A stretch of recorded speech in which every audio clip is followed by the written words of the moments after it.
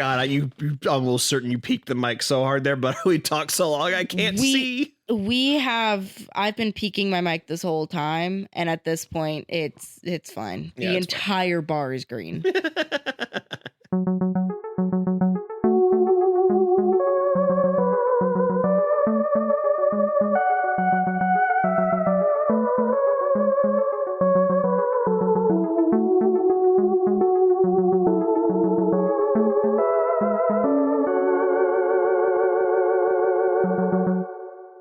Hey everybody, and welcome back to a very unusual episode of Who is My Doctor? Who is my doctor? Who is indeed. I am your host, Zach, and this time it doesn't matter how much I know about Doctor Who. And I'm also your host, Cassie. And did you like me being unusual? Cassie, I always like you being unusual. Aw. That's why you're my co-host and my partner. Yep, co-host first, and then partner. In that order. Don't get it mixed up the other way. He gets real angry about that. How Cassie is ranked in my heart. Yep. And today we are going to watch the Star Wars Holiday Special. Hooray, with a question mark? Which only aired once on November 17th, 1978. So 1978, that was before or that was so the only Star Wars movie that had come out at this point was Star Wars. There was no Empire Strikes Back yet. They weren't even, they didn't get episode numbers yet. I was going to say this is before or after the trilogy, not so that way nobody's like, what do you mean before the first whatever. Yeah, this is after the first movie, but before any sequels. So nobody knows that Darth Vader is Luke's father. Han hasn't been frozen in carbonite. Nobody's learned. Spoilers! Nobody learns that Rey is either born of drunkards or the granddaughter of Palpatine or something. Yeah, shut the fuck. We don't talk about. Nobody's learned any of that stuff yet. Everybody still likes sand. This is the Star Wars Holiday Special, a infamous holiday special. I don't know how to even begin with this. Do you know anything about this at all? Life Day. You know that Chewbacca Life Day. Human teeth. Like Sonic that one time. B. Arthur, because you asked me, you were like, let's do. Oh yeah, one of the Cassie Professor questions is which one of the Golden Girls is in this, and I went B. Arthur because she literally loves doing. Yeah, I had just thought it was going to be a silly little thing I would throw out at you, and you had thrown back B. Arthur at me so fast I couldn't even hide it anymore. That was the right answer. So you get one free Cassie Professor point today. Good news is I do have a second question for you. We'll get to you in a second. Yeah, she had tossed that at me so fast I couldn't even hide that it was accurate. No, he goes, what makes you say that? And I went, the fact that you're asking me what makes me say that means that I know I'm right. Yes, so this, as I said, aired in November of 1978, only once, and it has never been rebroadcast. It has never been officially released on any form of home video. Every form of it that exists on the internet is a bootleg. Which is why the version that we are going to watch still has the commercials from 1978 included. Which was a special request by me because historically speaking, one of my favorite holiday specials is the Pee-wee's Playhouse holiday special, but the bootleg version that has commercials mixed in. There's something very nostalgic about that really just tickles my gizzard, you know? Oh, these are also going to be even nostalgic for a time you weren't around for. These are 70s commercials. Mm-hmm. What do you mean I wasn't there for that? Cassie lives cyclical lives. She's there all the time. This is round 8 for me at this point, maybe 9. I don't know. What's your relationship with Star Wars in general? Do you hold it very fondly? Or? So I know you know, but for everybody else, my dad specifically is a gargantuan. He was there for this. He was there for when Star Wars was in theaters and was absolutely gung-ho from the beginning. So growing up, I would watch Star Wars regularly. It wasn't until way later on when I was an adult where I actually sat down to watch them with purpose, Mm-hmm. because I had seen, up until that point, I had seen all 6 movies at random intervals in time. And even still, like, Star Wars is one of those movies or one of those stories rather, that I just kind of put on when I have work to do, Mm-hmm. because it is something that I'm so familiar with. And I'm like, I don't need the visuals. I do enjoy still sitting down and watching. But in terms of like viewing anything as precious, this is not something that is like super precious. I love the world. I like the world building. I like specifically that this was one of the first times that you saw a space film where ships were not shiny chrome and leathers. It was dingy and grungy, and the world itself has graffiti, and the world feels way more lived in than the like polished futuristic stuff that people were very used to seeing prior to. So for that, I have great respect and reverence towards Star Wars. I, though, really like when shit like this comes along that people absolutely loathe because it ruins the thing that they love so dearly. That's where I come in, baby. I hold nothing dear. Kill your darlings. My darlings are precious, but your darlings can die. I mean, there's very few things that I hold very near and dear to my heart. You know, my cats, the Bible. The Pee Wee Herman Christmas special. Even still, that's one where, like, if somebody really did like go out of their way to do like a farcical version of it, I would love it.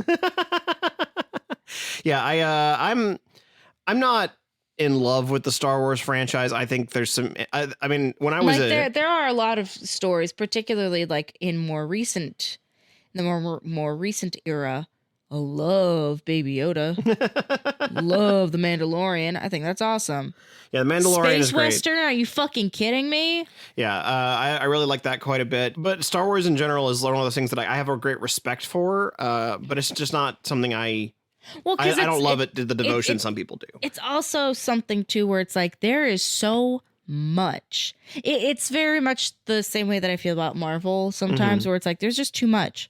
There's so much now that I can't be. It's nearly impossible to be a casual viewer, which is why stuff like this really, I do think, sticks out like a fucking sore thumb because it is so outlandish and so not what people want it to be in context of like the bigger whole. Mm-hmm. Just to give you an idea, I'm one of the weirdos where The Last Jedi is my favorite Star Wars movie, and it's not close. Well, yeah, because yours is Last Jedi, mine is Revenge of the Sith. Yeah. And so, you know, I feel like Revenge of the Sith maybe not be the most popular option, but there's certainly a devoted fan base of that. I think The Last Jedi feels like a real outside pick for some people. That was one of the first ones that that was the first one for me that I remember seeing advertisements for. And like, we went to the movies to see it. Yeah, I will say that the episode 3, I was in 7th grade, and I remember that specifically because we had a field trip to the mall to go watch it as a class. You did grow up in Oklahoma, didn't you? I did indeed. So I do have a very fond memory of being like 12 years old and getting excited just because we were all gonna go. Yeah, it was the I want to say McDonald's had a deal where they had toys or something for it too. Mm-hmm. We did have a Revenge of the Sith cup, like one of the big plastic ones. And I don't remember if we got that from the movies or from a dine-in place, as if McDonald's is fine dining. From a catalog your father clipped coupons out of. No, I mean, he was a member of Countrywide for a very long time, which I don't even think you know what that is. That was like a DVD. Correct. It was like a movie subscription service. Yeah. I think you and I have talked. I don't know if we talked about it on the podcast, but you and I talked about it before. Yeah. So it was something that he spilled a lot of money into. However, I do have some pretty sick VHSs from that time of his life. So like, you know, good on me now. But I think at this point in my life, like I like Star Wars because it reminds me of my dad, you know? Mm-hmm. Well, and especially like my dad is somebody too that was a big fan of this kind of stuff. He loved Pee Wee Herman. He loved just kind of being a silly goose. One of my favorite stories is my sister, who is, at the time she was like 8 or something. She's yelling at my dad and she's just telling him, you need to stop being a silly asshole. And my mom went, oh, you cannot say that about your dad. You apologize. And she went, I'm sorry. He's still being a silly asshole. So to say that I am very excited for this because I know that it is just going to ring so many dad bells for me. Well, let's see if I can temper that joy a little bit. No, nothing can. Just to give you an idea of the contemporary response to it, the Associated Press had a writer named Jerry Buck who called it, quote, bubblegum for the brain. Yay! I love gum. Nathan Raven of the AV Club said, I'm not convinced the special wasn't ultimately written and directed by a sentient bag of cocaine. And then was the 70s. In the book, What Were They Thinking? The 100 Dumbest Events in Television History. This holiday special was ranked as the dumbest event in television history and was called, quote, the worst 2 hours of television ever. Let's go, baby! And it's not just the critics either. Harrison Ford, whenever it comes up, he at the very least acts like he's enraged by its very existence. He has been described as melting into a sentient pile of goo whenever it comes up. Conan O'Brien once had Harrison Ford on as an interview and wanted to ask him questions about it. Harrison refused to answer the questions, and then when he volunteered to play a clip from it, Harrison pretended to choke Conan O'Brien on air. I feel like Harrison Ford feels the same way about this as I do whenever kids start yelling 6'7" at me. I remember even more recently, there was one of those, I think it's Variety that does this actor remember their lines? Yeah. And they hand Harrison Ford a card and it's from the holiday special. And he goes, is that from the holiday special? He like throws it away like it's going to attack him or something. Like it's covered in ick. Exactly. Like he's worried the card will get on him somehow.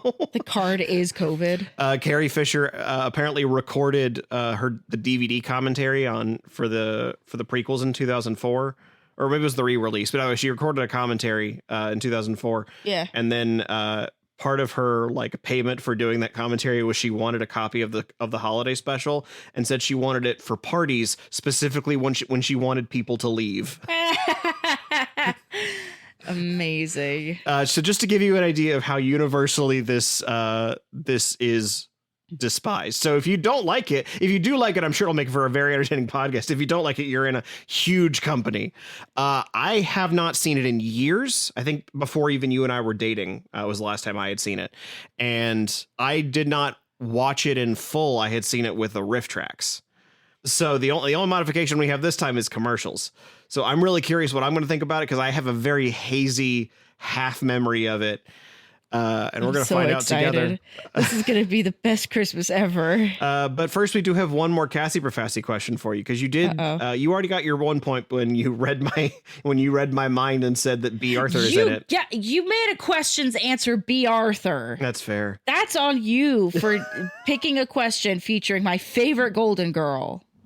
So the other question here is, as I told you, this special came out after episode 4, but before 5, 6, any of the others. However, this special does have the first canon appearance of a prominent Star Wars character. Oh.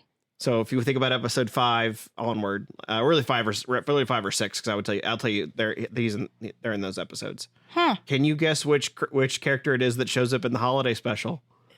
That did not show up in episode 4. So this was their first canon appearance to this day. Characters that only showed up first in episode 5. We have like Lando Calrissian. There's Yoda. There is Boba Fett. There is IG-88. There's so the original Jabba the Hutt didn't show up in the first. It was just a man in a suit. Yeah, it wasn't even a man in a suit. Like it was a just fur coat. Yeah, it was a guy in a fur coat. Yeah, so there was like the new Jabba the Hutt hadn't shown up yet. I'm wanting to say it's Lando. You want to say Lando? I think it's Lando. Okay, you think Lando? I mean, it does. Lando Calrissian does have a very like, "Hello, I'm here for the holiday special" kind of vibe. Yeah, and I feel like I have buried deep somewhere in my memory, just seeing like a clip, like a passing trivia, like, oh, which characters made their first like one of those. Mm-hmm. Instagram slop that you learn something, then scroll by it so fast that then by the time you're like 10 slides away, you're like, what was it? Who are we talking about? All right. Well, we will find out together if Lando Calrissian makes his debut appearance in the Star Wars Holiday Special as you and I chew on some bubblegum for the brain. Yay! For the next 2 hours as we watch the Star Wars Holiday Special with commercials. I'm so excited. The commercials will give us a break to yap and get snacks and hang ourselves.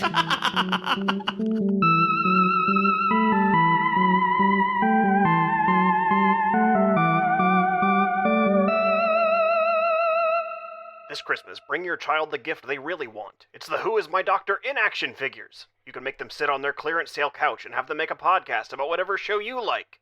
Using the remote control, you can have them say all their famous catchphrases. I know a lot about Doctor Who. Just a little guy. Time to make 60 more man-car ads. Papa, the spirits have come for me. It is time to overthrow the Bolivian government, once and for all. I miss the sun. The Who Is My Doctor in action figures. Bring the joy of podcasting home today without the shame of actually starting a podcast. Bailey and Monty Cat figures sold separately.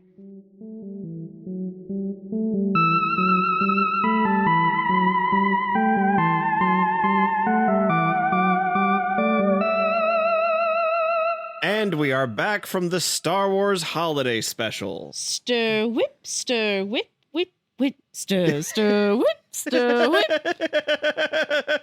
The way I knew that if you were going to take nothing else away from this experience, the way I knew from now on, anytime you're making dinner or baking anything. Oh, absolutely. I haven't made cookies in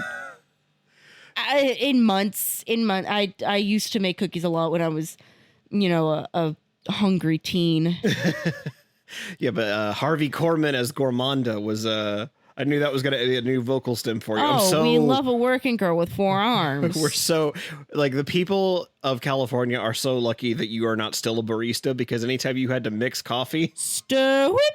Yeah.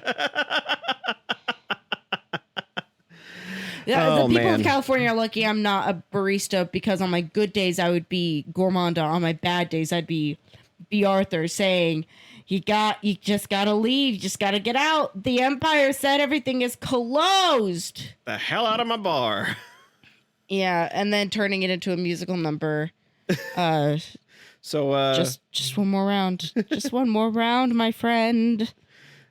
So what'd you think, Cassie? That had so much to do about nothing. Like, if they had called it the here's the thing. So much to do about Lumpy. Shut up. Here's the thing. If they had referred to it as the Star Wars Holiday Variety Hour, I would say, okay. Because you're telling me what that is. You're telling me that it is Christmas and that it is time for a variety hour in the world of Star Wars, featuring what did I call it? Featuring a home of multi-generational man bears. Because here's the thing, they really dialed in Chewbacca's vocal pattern, his speech. Every fucking buddy else was just bears. I gotta say, we watched this whole special about 3 bears. Goldilocks didn't show up once. Nope. Unless it's Hansa. No, unless I guess it's Luke Skywalker. It would be Ellen DeGeneres pretending to be Mark Hamill as Luke Skywalker. That's Goldilocks. Yeah, I don't know what was up with his hair. Jesus H. Christ! It was so blonde. It was way blonder than I remember it being in the original Star Wars. And he had so much makeup on. Everybody had so much makeup on. I'm not going to criticize any amount of makeup on a man. That's fine. Pop off, queen. Look at my girl Gourmanda, then look back at you. You've got nothing on. Gourmanda had the full Donald Trump face tan going on. And forearms. You can't forget forearms. I don't know what was going on with Mark Hamill's everything. Yeah, he had so much eyeliner on. It was even in the low quality of 1970s television, you're like, he has so much eyeliner on. I really hate that the entire time I was watching this, I was so looking forward to the commercial breaks. So I take it this is not your new favorite Star Wars movie. No, I hate to say that I am agreeing with the populace. I wanted to like this so bad. Well, because the cheese is there. The problem is... Oh my God, the cheese. The camp is there. Yeah. Like I said, it's the fact that it is labeled what it is. If it was called Variety Hour, then I would go in with that expectation. But because you refer to it as a holiday special, and the entire impetus is that Chewbacca is trying to get home for what is effectively Christmas... everything else just gets in the way of that story. See, I would go a step further. I don't think it's the Variety Hour angle of it. I think it's that Chewbacca, like, it is so impossible to like really pay attention to what's going on with Chewbacca's family, because none of them speak any kind of language, and they all have a difficult time emoting. And they don't put any kind of subtitle. Yeah, there's no subtitle. There's not like a human walking around that will translate for them, which in a modicum of fairness, they do a decent job of like telling you what they're saying through like visual shorthand. Yes. But however, because it's impossible to emote through the Chewbacca suits, through the Wookiee suits, you don't care. Like, it's just like just get to the next thing. It's also the fact that they all moved the same way, which wouldn't be a bad thing, except for the fact that you have a child, 2 adults, and an old man, and they are all moving with the same degree of fluidity. Except the grandpa, who has like a weird jaw thing. Yeah, that's a visual thing. That is a visual factor. Barring that and setting that aside, everybody moved with the same amount of energy. Which, again, you're communicating story, you're communicating what is going on through movement alone. Mm-hmm. So it would be kind of strange if you did have Grandpa taking like 1,500 years to like communicate what his needs are. Mm-hmm. If he's moving more realistically for a what I could only assume was 100-year-old Wookiee. That aside, it was a difficult watch. I didn't like it. Here's the thing. Zach, I'm already feeling sick. That made me feel sicker. What's amazing about it is that it feels almost like it was designed to be made fun of. It wanted to be good, but I do agree with the sentiment. It was written by a sentient bag of cocaine. Yeah. Well, what I mean by that is, like, because they're Wookiees and they have these like long, and they only communicate via roars. There's not a lot of like dialogue going on most times. So it's a thing that you can sort of like point and laugh at. You can like throw a joke out there the way that you in most, film and TV, you can kind of only do in moments of silence. But because you already can't understand the Wookiees anyway, like if you want to throw out a joke, you can. There's definitely some charming moments in it for sure. I said that at the beginning it felt like a slice of life anime. Yeah, it's just this little they're doing a sitcom. It's like Star Wars is a sitcom. They're doing a sitcom in a weirdly very modern house. Those Wookiees are ahead of their times, man. They live in a tree house, yet they have mid-century modern furniture. Cassie, I just realized, and a fireplace. I just realized we're doing a Star Wars thing here, which takes place a long, long time ago in a galaxy far, far away. Uh-huh. So in some ways, we're still doing an adventure in space and time. That's why your silly ass chose this, Zach. You caught me. Yeah. And there are some other little tidbits. The hologram table. Cirque du Soleil hologram table. Cirque du Soleil, yeah. I loved that. Every fucking time I was like, oh my God, kill me. Please end me. That it would show you something that was either so like perfect for you, it was eye candy. Or so beautifully stupid. It sort of swung back to you in a way. Yeah. Like anytime it wasn't doing either the anytime it was the Variety Hour, I'd go, okay. But then when it went back over to Wookiee Family, I'd go, with this shit again. Nah. I did keep my spirits up by eating a pomegranate as one would if they were an animal that just turned into a human. If you were a Wookiee yourself. Yeah. I'm getting into I was getting into it, Zach. Really letting the spirit move through you. Very hard for me to stir, whip, stir a whole ass pomegranate, but I did also. So I was very painfully aware the entire time that this was released in 1978. Mm-hmm. Do you know how many serial killers were like out doing their thing in 1978? None, because they were all in this special. Several though. And I did have a horrifying thought of like, ew, there's a non-zero chance that like Jeffrey Dahmer turned this on while like moments before killing a man. He's hearing stir, whip, whip, stir, as he's like stabbing someone to death. Yeah. Because there were a lot. Because it was Dahmer. Because I looked it up. I was curious. It was Bundy, Dahmer, and Gacy that were like the three big ones with, you know, in addition to... Everyone's least favorite Three Musketeers. I mean, the worst part about it truly is like John Wayne Gacy was a genuinely like kind of nice guy, except for his closeted homophobia that caused him to kill so many young boys. But that's a different podcast. That is not this podcast making fun of the Star Wars holiday special. You know, the thing we do every week. God, can you imagine if there was a podcast where they just watched this every week? I would kill myself, literally. That's not even a bit. Death by 1,000 cuts. So where do we want to like really start breaking this down? Porn stash, Imperial Guard, porn stash. Well, let me start at the very beginning. Porn stash, Imperial Guard. Let me start at the very beginning because there's a couple things I want to talk about real quick. Ellen DeGeneres. So James Earl Jones did not go credited in the first Star Wars movie as being the voice of Darth Vader. So this is the first time James Earl Jones gets credited as Darth Vader. Is it the opening credits of the holiday special? That's really funny. Was that the answer? No. So the answer for your Professor earlier was Boba Fett. Boba Fett shows up in the cartoon. Damn. Yeah. So Boba Fett was the answer to your question there. The other little fun detail is in it they also say that R2D2 is playing R2D2, and that is because the actor that they had playing who's in the R2D2 costume in the movies, he was not in this.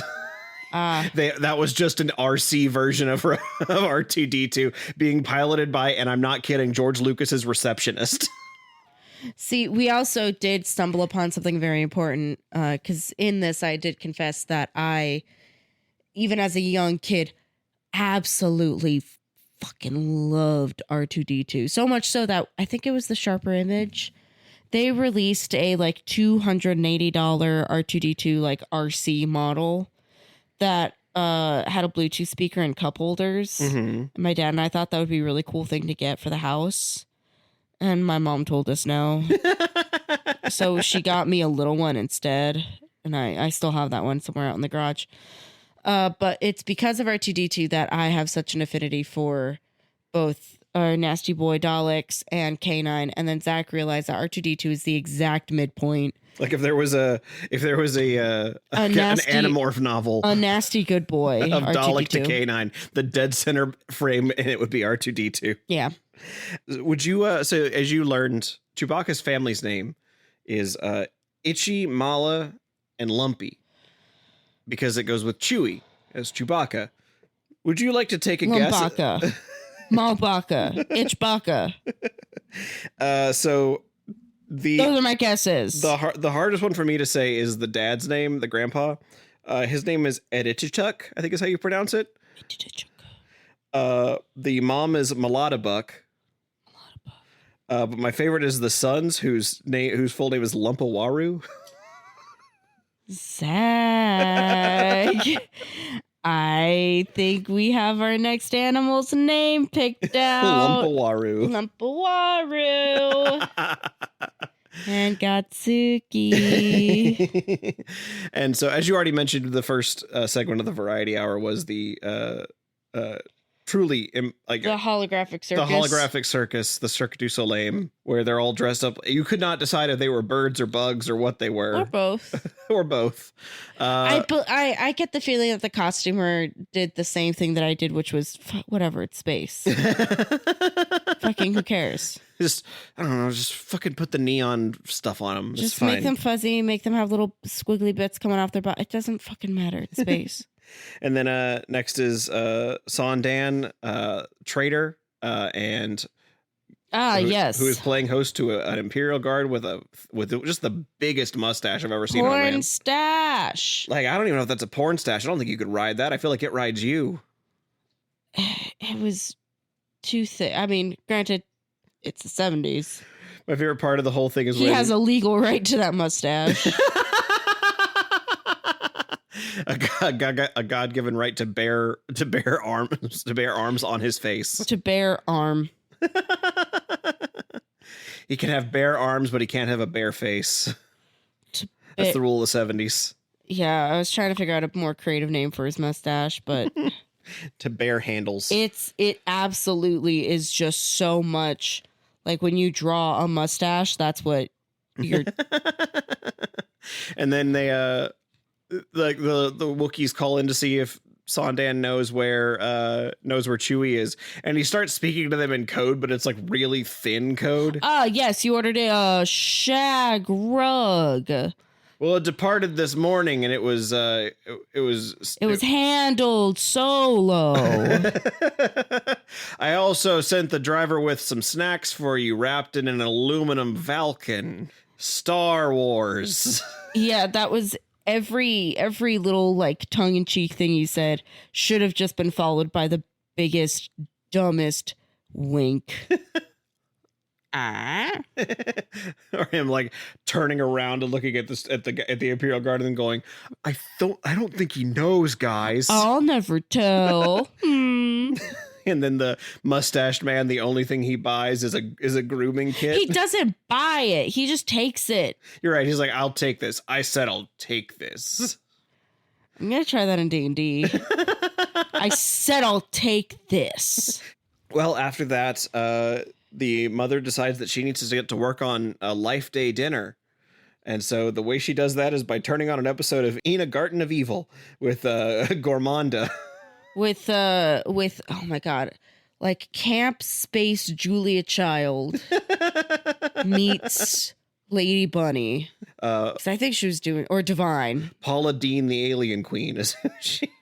Jeezy Pete. I mean, I want more of that. Like it was one of those things that was so dumb where it's like it kind of loops around to being good again. It was so dumb. I loved every fucking second of that part. Especially when like other arms start appearing underneath her. So much so that I was like, oh, Dip, I've been really trying to figure out, like, because I cosplay occasionally, and that's one of the things that I really want to be able to, that's something that I want to build is fully articulated, like, double arms. But now I know, if I actually do get around to it, I can cosplay Amanda. What's amazing to me is deep cuts for something that's clearly supposed to be like a sketch. There's not really a joke in it. Like the closest you get to a joke is that she has more arms. It's a subtle bit, and then it's her fumbling through stir whip. Can I tell you one thing that's kind of funny to me? I had this pulled up on Wikipedia just to like Wikipedia. Yeah, Wikipedia is the Star Wars Wikipedia. Yeah, I just needed to confirm that. To go on. Just to brush up on like some trivia to know some things. That's how I know for sure that his name is Lumpawaru. Do you know what they call the species for Gormanda? A species. they go to like, I don't know what she is, but she's something. She's a species. She's a species. A species. And then, like, as she's like getting more manic, she starts Cruella de Villing from 102 Dalmatians, and her hair starts flying out of its like pristine bun. Give me cinematic more. Parallels. Give me more. Well, as she's making this, suddenly Sondan shows up in the house with presents for everybody. Yeah. Including what's called a mind evaporator. Okay. For Itchy to look into. Sure. Where Yup. I was really hoping. I knew that we weren't going to. I really wanted to skip this whole part. Yeah, where Itchy gets sat down into what effectively looks like a VR helmet. You can say that. I was going to say it looks like a salon hairdryer. Yeah. They put a little like dome on him and he's strapped into this chair. It's just enough space for his ugly little mouth to be poking through. So for you seem to go, yeah. Ugh. Oh yeah. No, the whole family is there. They're so worried about Chewbacca, and now he's here in his mind evaporator. And Saudi comes over and is like, "Hey, I brought you a tape, and it's wow." It's wink wink nudge nudge, you know what it's that like. You said that they wrote that they broadcast this with the intention of it being for the whole family. I don't know why. I have no idea why. Was that for gross dad or icky brother? That's the part where I'm. What's amazing is in the script, apparently, it even implies, it says that he hands it to him like he is handing him something X-rated. Like in the script, it says that he's supposed to be handing him hardcore pornography. Which is also a bummer because I liked that song. Yeah, it's arguably her solo performance might be the best performance in the whole. Diane Carroll. Well, because we were watching this and I was like, she has to have been like a Bond girl or like a singer of a Bond song. And you went, no, like she did have a rather prolific career. Yeah, she won a Tony Award. She was nominated for an Academy Award. She did music, she did film, movies, and stage. So like a working girl. Yeah. So she definitely was. I mean, she's not like a nobody, but as you could tell, the biggest band they could pull in for this special was the Jefferson Starship. They're not nobody, but they're not gonna draw a crowd on their own. They're not Donny Osmond. We built Cloud City. They're no Partridge Family. Could you imagine if they had though roped in Partridge Family? Star Wars Partridge Family. Just for some reason, the Brady Bunch randomly shows up. Oh my God. I would love that. Oh. It's always lumpy, lumpy, lumpy. Side tangent. There was also a commercial that made Zach and I laugh really hard. Snoopy and Woodstock. Thank you, my dear. Yeah, thank you, my dear. So if you need a new phone, if you need a new vocal stem or a new landline, new landline phone, you can go one that looks like Snoopy and Woodstock. Thank you, my dear. Yeah, thank you. This was just one that we found on YouTube, so anybody could probably find this one with commercials if anyone's interested. But I don't want to. I don't know why you would be. I don't want to skip over hypnotizing Nazis. Yes, let's no, go I there. was gonna say I don't want to skip over the mind evaporator just yet because that is so. Can I tell you the most wild thing is they don't even say her name. She is just. Oh, did you look up her name? I did look up her name. Me too. I also her name is Mermaya. Yeah, Mermaya holographique, I imagine. Because she is, as she describes, I am a compilation of your mind's desires, and then she shows up, and you're like, what is Grandpa Itchy into? Because this is a human woman. Because the thing is, it's very clearly like at least somewhat erotic. Because she's like, somewhat. She's wet. She's like, oh, we are excited, aren't we? And like she has on this like very beautiful like beaded wig that does emulate her being soaking wet, and this like long gown that's just pooling around her. And before she even shows up, there's like synchronized swimmers that like show up to it. In like if you like held a camera up to a faceted gem and then just like spun it around real fast, like. Because that whole segment had started and you're like, God, I'm so back into it. And I went, no, you're not. You are going to have to be so hard out of it again. I was into it. And then I remembered what I was watching. And I feel icky watching this with Zach. We don't watch this kind of stuff together. But apparently Itchy watches it in front of his grandson. Itchy does not give a single flying fuck what he is or is not doing in front of his family. Merry Christmas, everybody. Grandpa's masturbating in the living room. Yeah. Happy Life Day, everybody. Sorry we can't find your dad, my son-in-law, I think. So I'm just gonna beat it in the middle of the living room here while your mom freaks out in the kitchen and you open up a gift that a man gave you. And then they open up that gift, and inside that gift is actually, I guess we shouldn't go too far ahead because then the stormtroopers show up. stormtroopers show because they're like, oh, that could be Chewbacca at the door with Han. Come on, everybody. And it's like, surprise, it's the clan. They're here. It's 2 stormtroopers. Yeah, space Nazis are at the door. And they immediately start like, oh, this planet is placed under martial law. There's supposed to be 2 adult Wookiees here and 1 elder and 1 child. Where's the other man? Where's the Wookiee we're looking for? And that San, basically not being a Jedi, just has to be like, there's no Wookiee here right now, but maybe take a look at my wallet. You want to look at my wallet? My wallet's got my ID in it. Yeah, he does it? try to throw psychic paper at him, and that doesn't fucking work. We loop it all back to Doctor Who in some way. Oh, yeah. I mean, I feel like it's my responsibility to as a Doctor Who podcast. And eventually, San decides to sit one of the troopers down and be like, "All right, here. I just gave him some nice gifts. That's all. Here, take a look at him. Here, look. See, look at this. See, look. You want to see what's in the box? Look, it's a whole band. It's the Jefferson Starship singing their hit song." Yeah. Singing their hit song into a See, the thing is, when you make a microphone glow a neon color, yep, to the point where it loses neon pink, specifically neon pink, in a way where it's losing its defined shape, it does just sort of make them look like they're singing directly to dildos. Because also, this is the 70s. We don't have crystal clear cameras, gang. Yeah. Either that, or it literally just looked like they were singing directly into like a boom or some kind of like.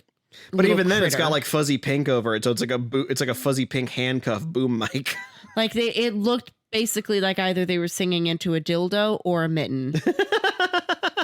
Your choice. It was around this time I had suddenly had the thought, my mom was around the right age to watch this. Mm-hmm. And so I just sent her a quick text message while we're watching. Like, I never asked you this before, but you would have been the right age. Have you watched the Star Wars Christmas special when it came out? And she would, yes, it was craptastic.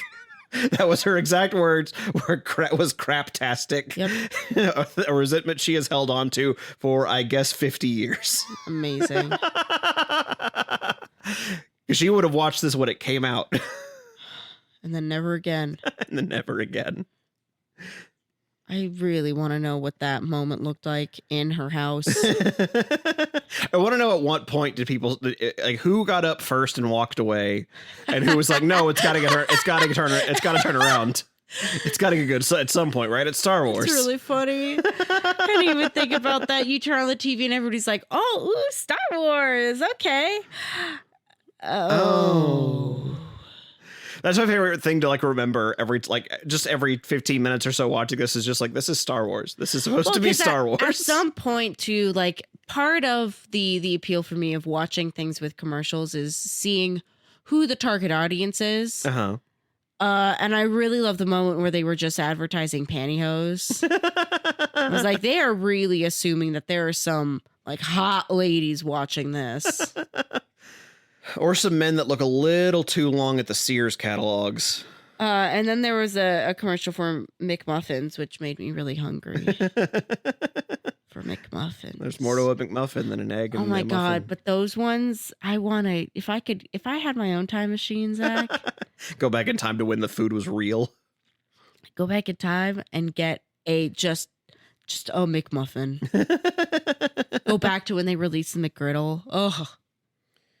I wouldn't do anything fun with the time machine. I would literally just go back in time to get food. to taste how food used to taste. Yeah.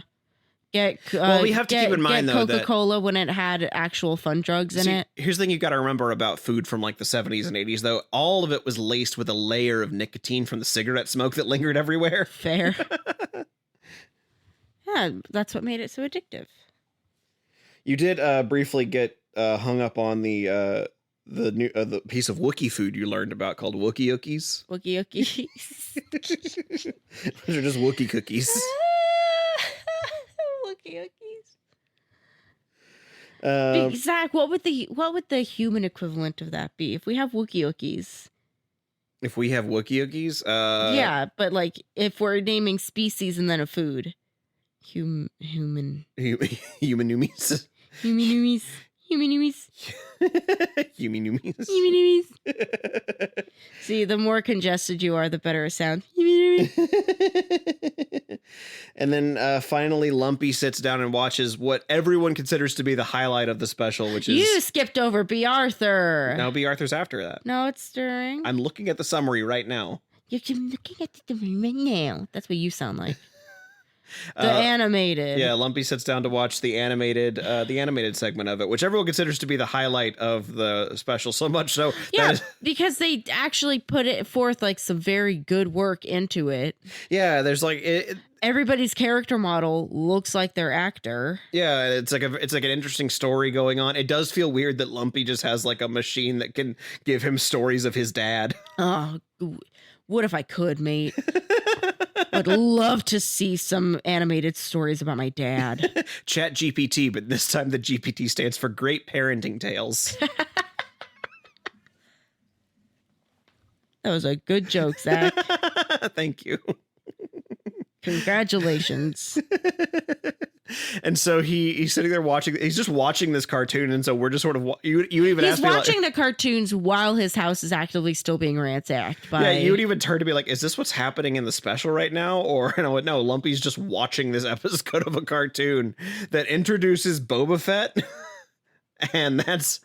I mean, there's an interesting story going on where it's like Chewbacca seems like he's turned on Han Solo, and the animation in it is very well done. Everyone's there's kind of like a rubbery quality to it, but there's also that like Ralph Bakshi quality where it feels like they traced over actual people in some ways. Yeah.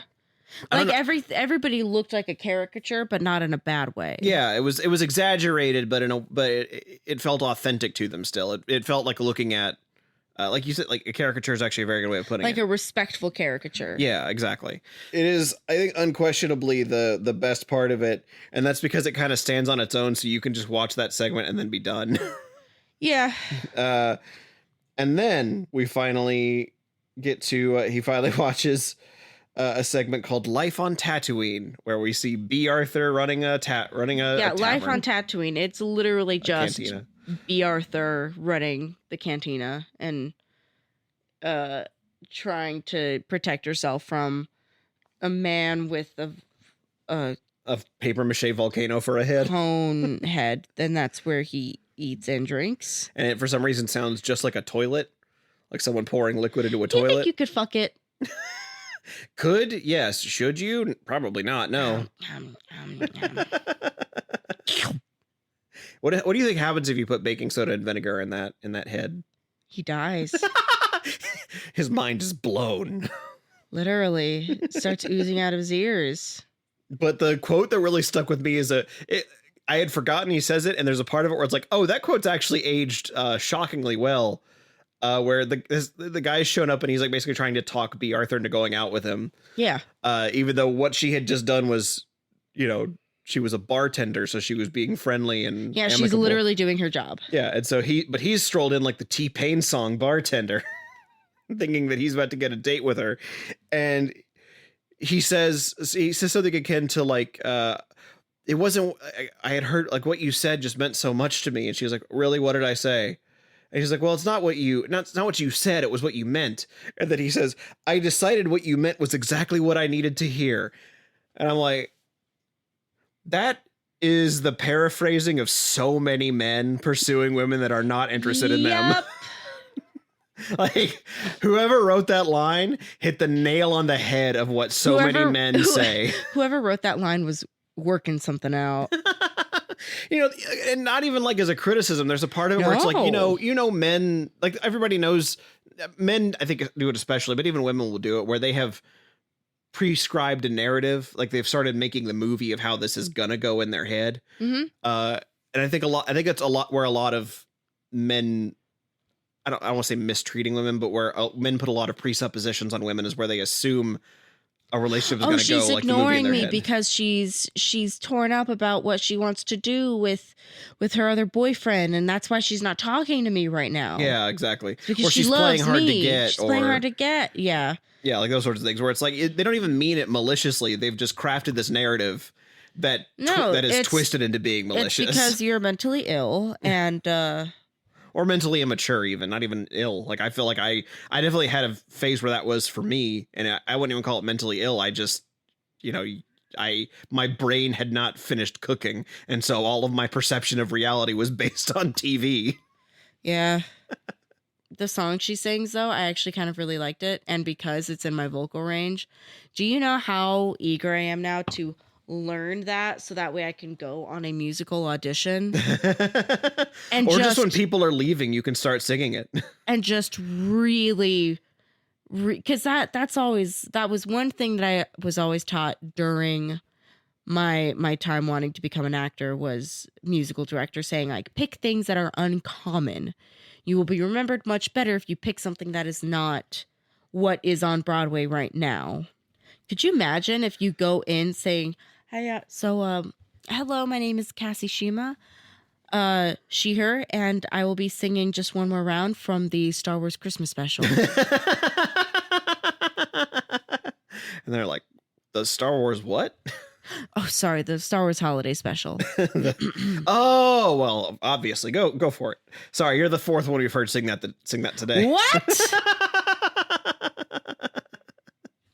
Well, I do think Diane Carroll's performance was the best. I think B. Arthur's song is better, and it's just because it's also kind of a, it's the song Closing Time, which we saw a giant rat.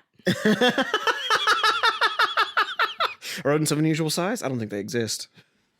Yeah, there's just a giant rat in the middle of the cantina. Not a space rat. It's not neon. Not a man with a rat head, not an alien looking rat. It's just a giant fucking rat. That really got you. It's like a rat the size of a bicycle. Yeah, the rat the size of a big comfy couch.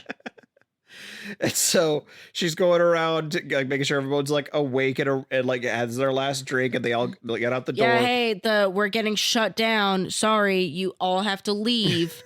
I literally am being told we have to shut down. Ah, right, one more round on me. This lady is losing so much money. She is giving away so many drinks on the house.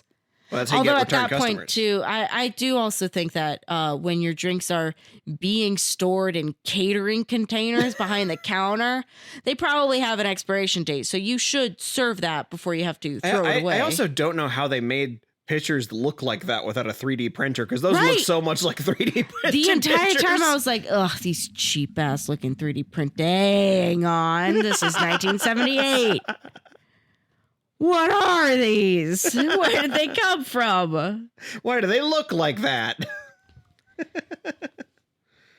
Serving utensils don't look like that in the 70s. God, it was like it's the one segment I really enjoyed, and then after that, Han and Chewie show up, and yeah, we finally Chewbacca's home. Chewbacca, come home now. Yeah, and then it's a nosedive to the end. Yeah, and for some reason, so most of the stormtroopers have left. They left one guy behind to like watch after them, but then through the scuffle, they shove him off the tree that they're in, and he just falls. And so later, Lumpy foreshadowed that, Zach.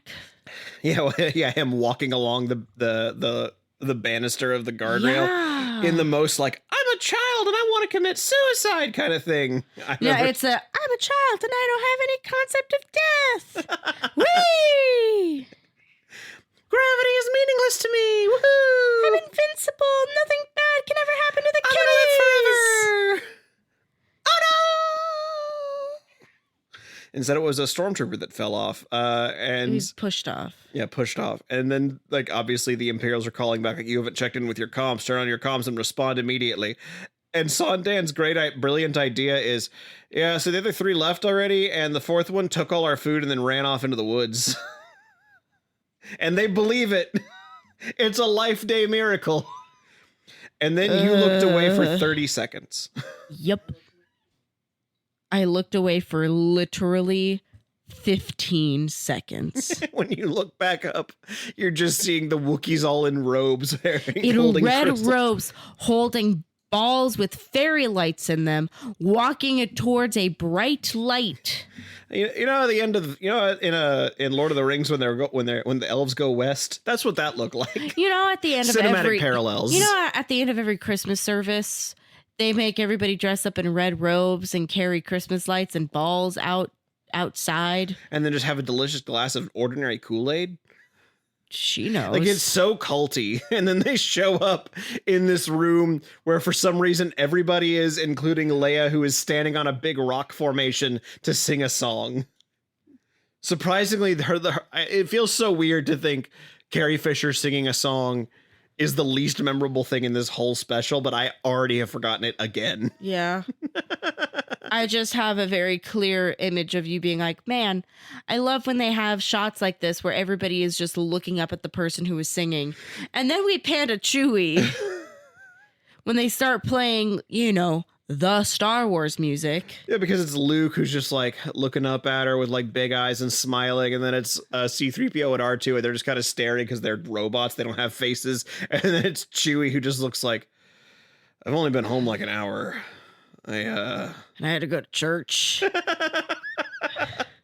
even bring the good wine for this communion. I still haven't gotten my medal. I don't know why this is how Chewbacca sounds. I've decided this is the voice he has now. I mean, you are not making him sound like barf. So, cinematic parallels. And then the holiday special finally ends with them all holding hands around the dinner table eating their... Tahudores. Because it's very important to know that Welcome Life Day. Gang's all here. Because it's very important to know that even in a galaxy far, far away, the Wookiees still say grace before their life day. Yeah, and everybody looks so upset that they're sitting at a table. The room is dark, which I know is supposed to be so that way, like the light from the Life Day balls, the famous Life Day balls, are illuminating the family and everybody's together. And then the music starts. The tonally appropriate actual Star Wars actual real life John Williams music pops in. And it feels like I've just been through the wildest ride of Star Tours of my whole life. Like you somehow got all the worst options you didn't even know were a choice. Jesus H. Christ. I was halfway expecting a robot to be pushing me off my couch going, bye-bye.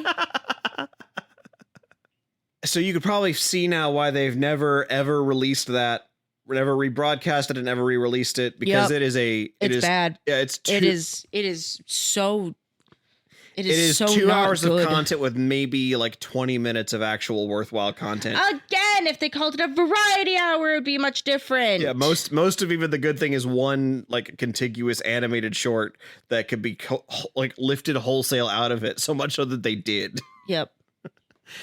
But there's something about it also that's very like I said, there's parts of it where because of the way they've constructed it, almost feels designed to be made fun of. Oh, absolutely. Like, it's not even like in a so bad it's good sense. It's just, there's moments where instead it was designed to be roasted. Yeah, like there's, how you'll see multicam sitcoms and they have moments to pause for laughter. It felt like this had moments to pause for someone to riff it. I do wonder if the people that were writing this were like sitcom or sketch writers. 70s. They were definitely all on coke, but the funny thing is the director of it has gone on record saying that he doesn't care how people responded to it. He says, I had a great day showing up on set every day. We did what we were supposed to do. Hey, you know what? And that's all that counts. Yeah, there's a part where it's like, I respect that. I certainly respect that as a... Like, you had a good time making it? Awesome. It is pretty wild to think this special had 5 writers. Like, what were they... Why 5? There were different moments, sketches. Yeah, but most of this you could have all done this with one guy. True. Maybe it just went through 5 different rewrites. I am curious to see what else they did. You know what I mean? Did I light a curiosity spark? Yeah, no, I am curious to see what else these people worked on. Because one of them is a guy named Rod Warren who apparently specialized in writing for variety shows. The devil, you say? Yeah, So he produced, in addition, he did some variety shows for, you had mentioned Donny Osmond and Marie Osmond earlier. If you've ever seen the Sid and Marty Krofft variety shows, Donny and Marie. Zach, I need you to look at me one more time and say that exact sentence. Have you ever seen the Sid and Marty? Yes, I have. How? Okay. He's one of the writers on that as well. He also apparently wrote he was part of the writing team for the television special produced for the Church of Jesus Christ of Latter-day Saints entitled The Family and Other Living Things. Oh, abso-fucking-lutely. Let's see. Zach, I think I know what we're watching next. This was also written strangely by Bruce Valanche, which feels like a very weird pull. Is that somebody I should be familiar with? Actually, yeah, because Bruce Valanche has been on episodes of RuPaul's Drag Race. Okay. He's been a guest judge. He specializes in camp? I guess so. He also wrote for that Donny and Marie show. The Paul Lynde Halloween special, the Brady Bunch Variety Hour. Okay. I know the type. Trying to see who else was on the this. The Paul Lynde Halloween special is a riot. If anybody wants a good vintage chuckle, a great place to start. A man named Pat Proft, who was apparently one of the writers for the Naked Gun movies. It feels so weird looking at this pedigree because I'm like, oh, this should be good. Looking at who wrote this, what the hell happened? Well, I guess we know what happened. The answer is cocaine. So much cocaine. Drugs. Yeah, I don't know what. Looking at who made it, it should be good. Especially knowing that these people like specialized in writing variety specials at this time. I don't understand. This is so weird. Maybe they wrote this all while they were trying to go clean. So we have and haven't cocaine to thank for this. Now I will say I don't think it's fair for someone to have called this the worst thing to ever happen on television. No. Yeah, so it's when you look at the like pedigree behind it, it's very weird that it's this bad. Yes. So I really think it's just like the structure of it, like it being built around the Wookiee house is just such a bad framing device that they couldn't get over it. I think part of it is also that if they had kept it more balanced between Wookiee house and spaceship. Yeah. Like if we had seen more of Han and Chewie on the Millennium Falcon, you mean? If it was a clean and clear 50-50 split. Mm-hmm. Then it would make for a more compelling story. And also, moreover, it would feel like Star Wars still. Yes. Whereas right now it feels like we would joke that it felt like a sitcom. That's what it feels like. Yeah, slice of life anime. Yeah, but like a really cheap sitcom where they have one set. It's a sitcom where this was the pilot. They couldn't spend a lot of money on it. Although ironically, that animated sort is a pilot for an animated series. I believe it's called Droids. Cool. It's about R2 and C-3PO. Good. I am glad we watched this because this felt very you and I had some good laughs out of it, but also it's just such a weird little time capsule. Yep. I had a wonderful time watching it with you. Yeah. It's one of those things where this feels like the most accurate depiction of the 70s. You know what I mean? Well, because this is also something too where I now can comfortably walk into a room and if anybody's talking about it, I can march on over and if someone asks how many Star Wars movies you've seen, you could be like, I've seen 10. Yeah, I've seen the special. I haven't seen Solo, but I've seen the special. You haven't seen Solo, you haven't seen Rogue One, but you have seen all 9 episodes and the holiday special. Yep. So do you like Baby Chewbacca as much as you like Baby Yoda? I didn't like his human teeth. His human teeth and his adult human eyes. Yeah, and his like full grown eyeballs. Yeah, no, thank you. I think I showed you a clip. In Land of the Lost, they have Chaka. who's a small child actor that's wearing a Neanderthalic forehead. And there are just shots where like he's communicating that things are like confusing and that he doesn't really know what's going on by just shifting his eyes back and forth with this like massive forehead. And it's one of the funniest things I've ever seen in my whole life. That was not this. Well, it's like it feels like that, but also if Chaka couldn't move his mouth, so it's just. That's the thing, though. Chaka wouldn't move his mouth. You know what it most reminds me of? In Scooby-Doo, when there's eyes behind paintings. Hey, this was Star Wars: The Haunted House, but real life people. If for some reason Universal was tasked with making a Star Wars themed Horror Nights maze, and it's just you walk into an unassuming, very nice, pleasant house, and then the you are thing assaulted. Is just Wookiees. Is just Wookiees with human eyes. Pale blue human eyes. This is the first time we played What's the Attraction on our podcast. How would you look at that? Stealing bits. Hey. Tony won't mind. It's fine. Hey, he's fine. He probably won't listen to this. It's okay. Almost certainly. I had a good time, and this wraps up our show for the year. I mean, we're gonna take next week off, but then when we come back in January, we're gonna watch Mr. Peter Capaldi take over the role. I forgot we do a Doctor Who podcast for a second. You're like, Peter Capaldi takes over the role of Han Solo, or of Ellen DeGeneres. I know I've made that joke 3 times. I just can't. Picturing Peter Capaldi as Obi-Wan Kenobi now. You've got to use the Force. Oh, your father's lightsaber. I don't know why I'm making him even more Scottish than he already is. I was gonna say, isn't he like only a little Scottish? Oh no, he's very Scottish. He just doesn't sound like he doesn't sound like a stereotype. He doesn't sound like Craig Ferguson, is what you're saying. He doesn't sound like Craig Ferguson. Gotcha. No. We will tune into that on the next episode of R2 is my D2. Affirmative. Actually, it should have been.